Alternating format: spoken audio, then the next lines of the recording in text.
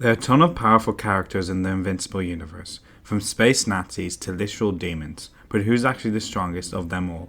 Well, today I'm going to rank the top 5 strongest characters in Invincible. Just to be clear, I'm only talking about the comics here, not the show, since they're different continuities with some pretty different power scaling.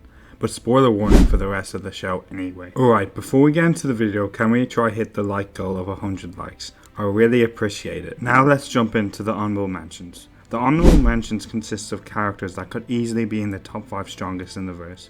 I wouldn't be surprised if some of you had them on your list too, but they just missed the cut.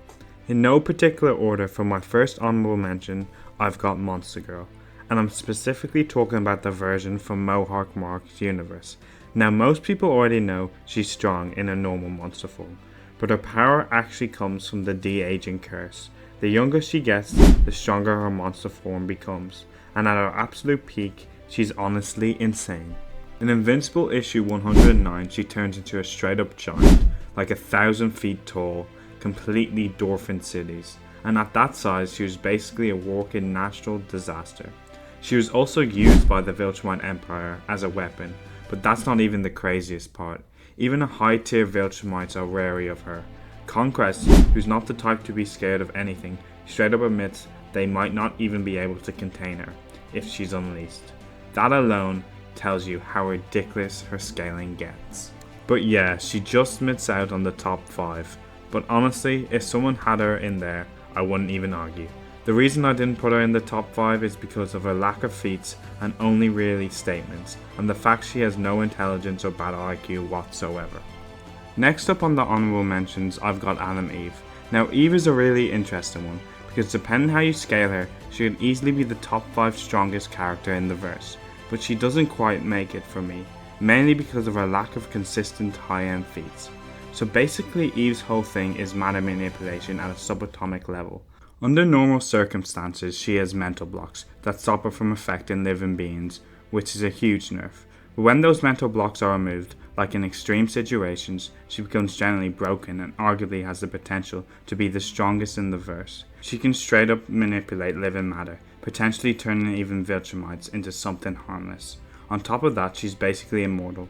Her powers will automatically kick in to heal her fatal damage, bringing her back to life and even restore her body to its prime when she's old. The best example of this is her fight with Conquest.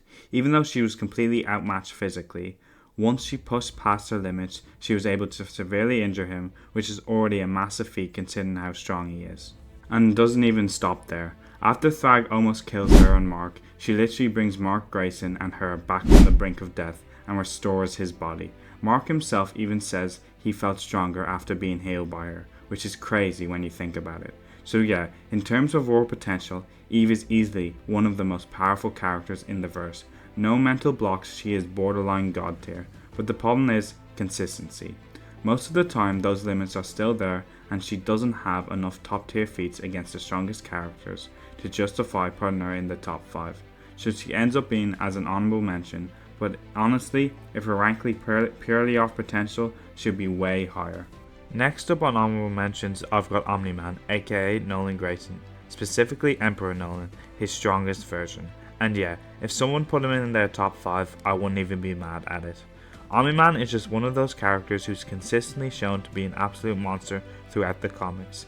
Being a high-ranking Viltrumite with thousands of years of experience, his stats across the board are crazy.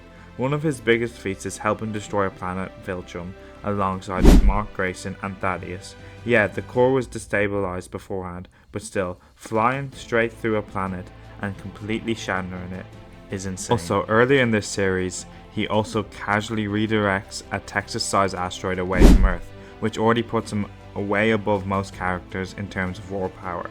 He was even able to contend with Thrag as well. He's not stronger than Thrag, but the fact he can even fight on that level, especially while injured at times, puts him way above most of the characters. So yeah, Omni-Man just misses out on my top 5, but honestly, if you had them there, I wouldn't even argue. And finally, the last honourable mention is Marcus Murphy, aka Marky. Now Marky is a bit of a weird case because he's another character who definitely has the top 5 potential, but doesn't have the feats to fully back it up. Genetically, he's kinda built different, being 75% Viltrumite, son of Mark Grayson, and Anissa. He is arguably the highest ceilings in the entire series. Honestly, you could even argue he has the most potential out of any character as well. Maybe only rivaled by Adam Eve. And we do see flashes of that. He gets his powers super early compared to Mark, shows insane durability even as a kid, like tanking gunfire, and by his teens he's already out here fighting giant monsters. But his biggest feat, and really the one everybody points to, is when he fights Emperor Mark. He actually managed to stalemate him. Now to be fair, that version of Mark is holding back, but still, the fact Marky can even hang in that fight says a lot about where he scales. The issue is, that's kind of it. Compared to the other top tiers, he just doesn't have enough high level, consistent feats against the strongest characters. It's more so statements, potential, and a few standout moments rather than a full body of work. So yeah, Marky definitely has the potential to be top 5, but right now he just falls short because of lack of feats. Alright, now that the honourable mentions are out of the way, let's get into the actual top 5. Coming in at number 5, I've got Battle Beast. Now, Battle Beast is an absolute monster. This guy is easily one of the strongest non-Viltrumites in the entire verse, and honestly, you can even argue putting him higher, or even above Thrag, depending on how you interpret his fight. His biggest and most important feat is obviously his battle with Thrag. These two went at it for days, not minutes, not hours, days, and what makes it even crazier is that Battle Beast literally injured himself on purpose before the fight. He disemboweled himself just to make things fair, because Thrag was already injured. Even after doing that, he still managed to go blow for blow with the strongest Viltrumite at that time. And despite being injured, he kept fighting at full intensity the entire time until eventually dying when Thrag crushed his heart. That level of endurance and durability is just ridiculous. Outside of that, his feats are just as crazy. On his first appearance, he absolutely destroys Mark Grayson and the Guardians like it was nothing. Later on, during the Viltrumite War, he's out here killing multiple Viltrumite at once. He's also able to kill Ragnars. He also fought beings that could give Viltrumites a run for their money, like Colossus and Juggernaut. Even find them in a 2v1, in literally Battle Beast issue 8 that came out only a couple of weeks ago. So yeah, Battle Beast is basically the definition of a top tier. Insane strength, insane durability, and arguably the best endurance feats in the entire series. Only reason I've gotten him at number 5 is because there are a few characters above him who edge him out, but honestly, if you had him higher, I wouldn't even argue. Now let's talk about the strongest character currently in the show, and honestly the final boss of the series. Coming in at number 4 is Thrag. This guy is just different. He was trained from birth and genetically bred to become the strongest Viltrumite ever. And it shows literally every fight he's in.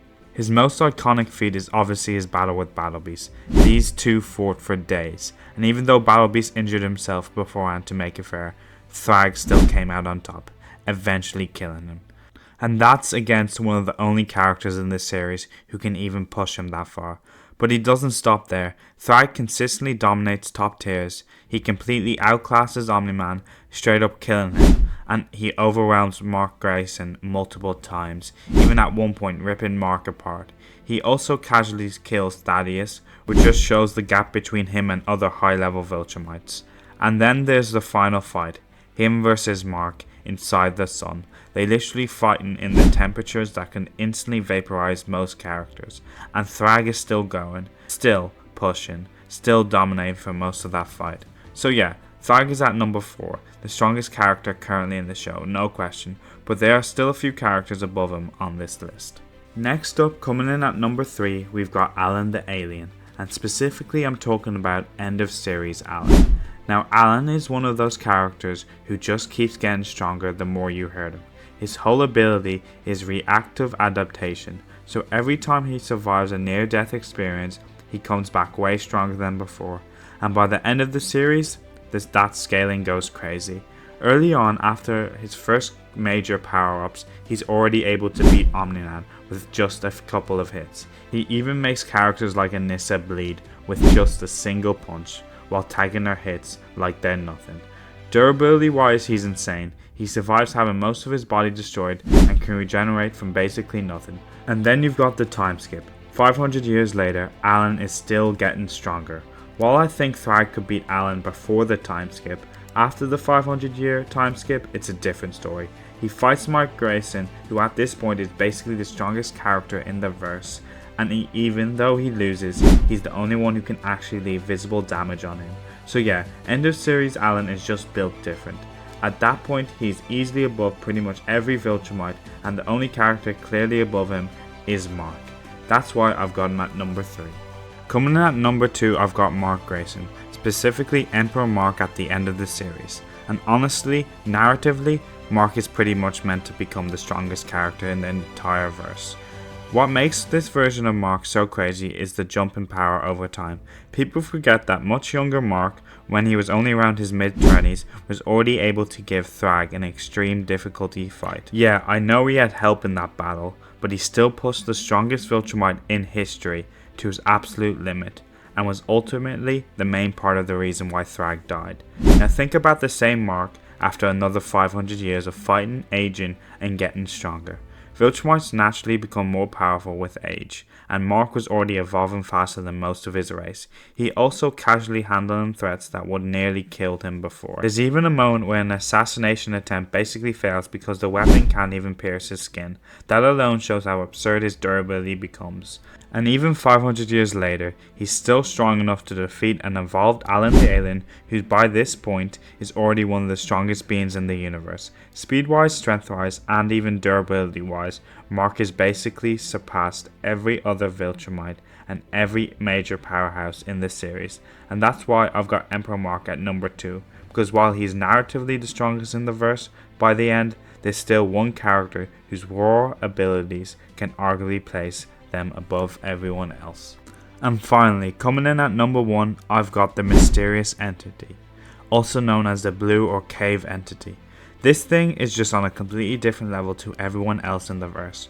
While most characters in Invincible are judged off strength, speed, and durability, this entity doesn't even play by those rules. It operates on a whole different scale, like straight up reality and time manipulation.